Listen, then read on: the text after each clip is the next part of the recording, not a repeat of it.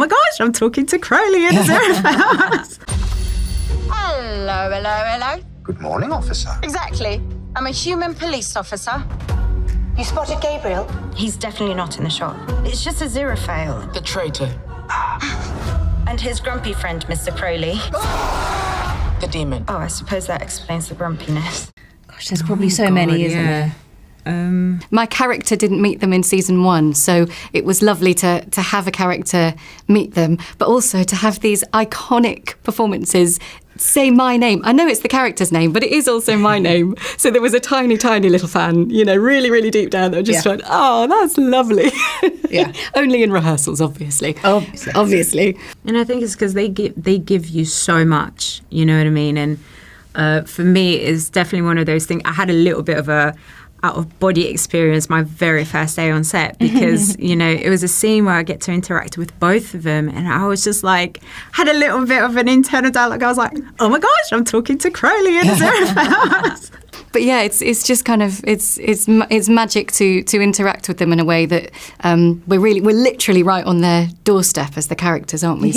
Yeah. It's just that thing when people are so comfortable with what they're doing, so professional, so good and talented, but equally very collaborative. Yeah.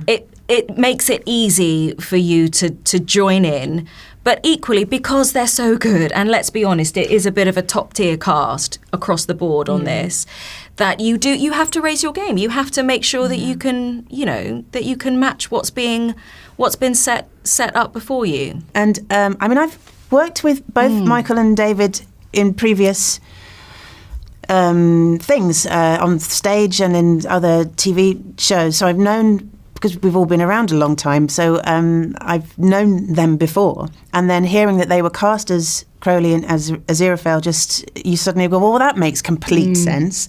Yeah, they just switch it on, and there's no way that you can't raise the bar because they're just there with you 100% of the time.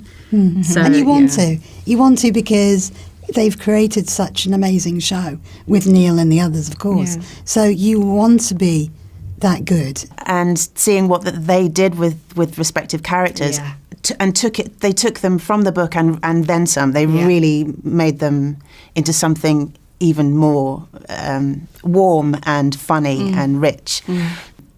And so that was just great, seeing people that I'd acted with before, but seeing them being those characters was really exciting. I'd also say that they're amazing on set when they're doing their job, and they're great sort of when you're just sitting around in the green room.